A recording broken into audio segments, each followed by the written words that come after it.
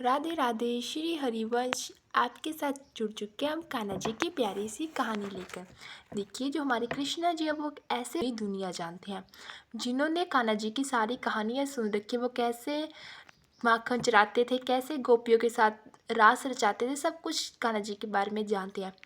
पर लेकिन कान्हा जी के ऐसे जो दो भक्त हैं जिन्होंने कान्हा जी को कभी देखा नहीं और ना ही उनके बारे में सुना है। वो रहते वृंदावन में है पर लेकिन कान्हा जी को जानते ही नहीं। चलिए कहानी की शुरुआत करते हैं। तो जिन्होंने हमारे चैनल को सब्सक्राइब नहीं किया पहले वो हमारे चैनल को सब्सक्राइब कर ले और आप हमारी इस प्यारी प्यारी कहानियों को आनंद लीजिए। तो चलिए हम आपको कहानी की शुरुआत करके बताते हैं। जो ये कहानी है, ये कान्हा जी की सच्ची और चमत्कारी कहानी है। वृंदावन के गांव में दो महिलाएं थीं जो सब्जी बेचने का काम करती थीं। वो हर रोज़ सुबह खेतों से सब्जी तोड़कर उसे वृंदावन के गांव में बेचती थी और वृंदावन में उस शहर में बेचती थी जहाँ कान्हा जी रहते हैं। पर लेकिन वो कान्हा जी को कभी भी मिली नहीं, ना उन्होंने कान्हा जी के दर्शन किए, ना कान्हा जी के बारे में सुना था, क्योंकि उनका काम था सिर्फ सब्जी बेचना और पैसे लेकर वापस आ जाना। उन्हें इस बात से फ़र्क नहीं पड़ता था कि कान्हा जी कौन है, वो क्या करते हैं, कैसे दिखते हैं, इस बात का कोई उन्हें मतलब नहीं था। तो हर रोज़ वो दो औरतें थी, वो इस तरह सब्जी बेचती थी। और जो दो औरतें थी उसमें एक का नाम था रानी और दूसरी का नाम था रीता। जो रानी और रीता थी वो दोनों इसी तरह सब्जी बेचती थी और सब्जी बेचने के बाद आकर जो पैसे मिलते थे, सब्जी बेचकर जो पैसे मिलते थे उससे अपना जीवन का निर्वाह करती थी। और जब वो सब्जी बेच देती थी तो वो जमुना तट पर जाकर भोजन करती थी। भोजन में वो खाना खाती थी, अचार और रोटी। इस तरह वो सब्जी बेचने का काम करती थी। तो जब वो सब्जी बेच रही थी, उनकी सब्जी जल्दी बिक गई, तो उन्होंने देखा वहाँ पर एक कितना बड़ा पंडाल लगा हुआ है। वहाँ पर एक महात्मा जी आकर कथा सुना रहे थे। वो भागवत कथा सुना रहे थे। तो रीता और रानी का मन हुआ कि क्यों ना हम भी कथा सुने, हम भी देखें कथा में ऐसा है क्या है जो पूरे लोग वहाँ पर बैठे हुए हैं कथा सुन रहे हैं। तो जो रीता और रानी थी वो दोनों चली गई। उन दोनों ने वहाँ पर कथा ग्रहण की। उनमें जो महात्मा जी थे उन्होंने बताया कि अगर हम लोगों ने पूरी ज़िंदगी पैसे कमाने में लगे पर लेकिन हमने कान्हा जी की सेवा नहीं की तो जो ज़िंदगी है वो व्यर्थ है, उस ज़िंदगी का कोई भी मतलब नहीं है। क्योंकि कान्हा जी की सेवा ना करना, उनका नाम ना जपना, ये सब एक पाप की ओर हमें लेकर जा रहे हैं, जो हमारे बुरे कर्मों का फल है।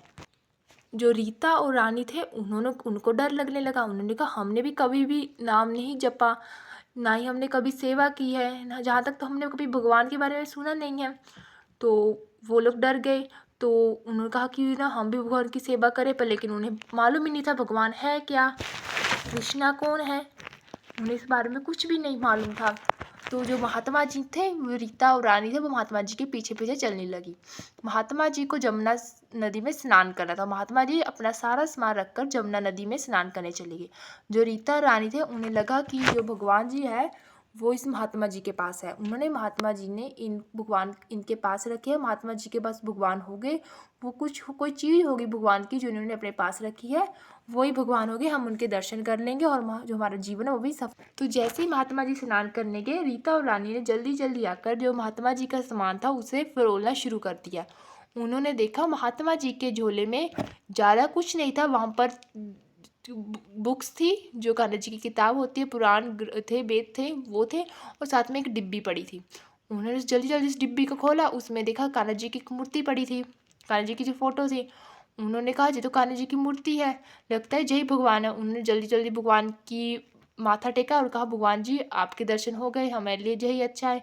तो जो रीता थी वो बहुत ही ज़्यादा भोली थी, तो उसने कहा रानी ये बच्चा है, जो बालक है, इसके तो पैर मुड़े हुए हैं।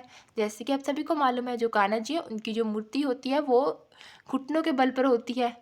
तो जो वो रीता थी वो तो भोली थी, वो डर गई। उसने कहा ये लगता है जो ये महात्मा जी है ये बहुत ही बुरे हैं।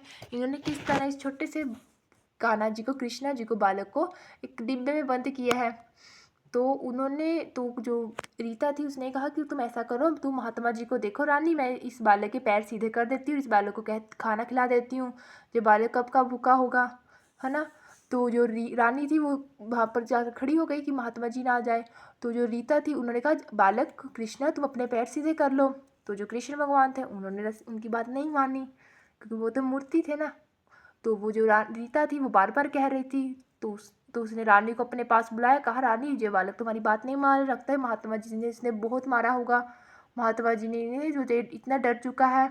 तो जो रीता और रानी थी दोनों ने बालक को समझाया कृष्ण जी को कि तुम अपने पैर सीधे करो, तुम डरो मत। कान्हा जी की मूर्ति को लेकर इस तरह अपने हाथ में रखकर खड़ी हो गई वो दोनों। तो जो रीता थी उसने कहा, मैं इसके पैर सीधे कर देती हूँ। तो उसने जैसे ही कान्हा जी के पैर को पकड़ा तो वो कान्हा जी का पैर सीधा हो गया। जो कान्हा जी का दूसरा पैर था वो भी सीधा हो गया, कान्हा जी के पैर अब सीधे हो गए। और जो रानी थी उसने कहा, लगता है इसे भूख भी लगी होगी। तो रीता ने कहा, हाँ इसे बच्चे को भूख लगी होगी। तो उन्होंने जो अपना उनके पास खाने के लिए था अचार और रोटी, उसने वो बालों को दे दी। हमारे कान्हा जी ने उस रोटी को खा लिया। तो जो महात्मा जी है वो बाहर निकले स्नान करके, उन्होंने देखा जो दो महिलाएं थी वो उनके सामान के साथ खड़ी थी। वो महात्मा जी भागते आए, बोलते आ रहे थे, चोर चोर चोर। तो जो वो रीता और रानी थी उन्होंने कृष्ण जी को ऐसे ही वहाँ पर रखा, महात्मा जी के सामान के साथ भाग गए जल्दी जल्दी। तो जब वो महात्मा जी आए उन्होंने कहा, चोर चोर चोर। जब महात्मा जी की बात सुनकर लोग आए तो उन्होंने, जो रीता और रानी थी वो भाग चुकी थी। जैसे महात्मा जी अपने सामान के पास पहुँचे उन्होंने देखा कि उनका सारा सामान बिखरा पड़ा था। तो उन्होंने जब देखा जो उनकी कान्हा जी की मूर्ति थी वो भी डब्बे से बाहर पड़ी थी, उनका ध्यान एकदम गया कान्हा जी की तरफ। उनका क्या, जी क्या प्रभु, आपके पैर सीधे। वो वहीं पर अचंभित हो गए कि मेरे कान्हा जी के पैर सीधे। और वो जो रीता थी वो पीछे पीछे से बोल रही थी, महात्मा जी बच्चे को मत डराइए, इसे डिब्बे में मत बंद कीजिए, इसे बहुत भूख लगी है, ऐसे ऐसे बोल रही थी जो भागी भागी वो। तो जो महात्मा जी थे वो भी उनके पीछे पीछे भागे कान्हा जी को अपने हाथ में लेकर इसी तरह। और वो उन्होंने रीता रानी का, रुको रुको रुको। तो फिर जो रीता रानी थी वो रुक गई। उन्होंने कहा, क्या हुआ महात्मा जी, आप इस तरह भाग रहे हैं। वो महात्मा जी ऐसे ही सद्बुद्ध बुद्धि की इसी तरह भाग रहे थे, है ना। तो उन्होंने पूछा क्या हुआ। तो उन्होंने कहा कि आप देवी तो धन है, आपने मैंने इतनी कथा की है, इतना प्रवचन दिया, पर लेकिन मुझे कान्हा जी के दर्शन नहीं हुए। पर लेकिन आप लोगों, जिन्होंने कान्हा जी के बारे में जानती भी नहीं थी, कुछ नहीं, पर लेकिन आपने जो कान्हा जी के दर्शन किए हैं वो सबसे निराले हैं। तो बोलिए राधे श्याम की जय, बांके बिहारी लाल की जय, राधे राधे। तो जो वो रीता रानी थी उन्होंने महात्मा जी की बातें सुनी और उन्हें भी कान्हा जी की भक्ति पर विश्वास बढ़ चुका था। अब वो भी कान्हा जी की भक्ति के लिए जुड़ चुकी थी। अब वो भी महात्मा जी के वहाँ पर आकर प्रवचन सुनती थी और कान्हा जी की सेवा करने लगी। इस तरह जो रीता और रानी ने, उन्होंने अपनी नादानी में भी भगवान को पा लिया, बिना भगवान का भजन करते हुए सच्ची प्यार से कान्हा जी को दर्शन किए और कान्हा जी को अपना बना लिया। तो चलिए बोलिए प्रेम से बांके बिहारी लाल की जय। अगर आपको हमारी ये प्यारी सी कहानी अच्छी लगी हो तो हमारी वीडियो को लाइक कीजिएगा और हमारे चैनल को सब्सक्राइब करते रहिएगा। इसी तरह हम अपने प्यारे से कान्हा जी की सुंदर सुंदर सच्ची प्रेम की कहानियाँ लेकर आपके साथ जुड़ते रहेंगे। अब के लिए राधे राधे।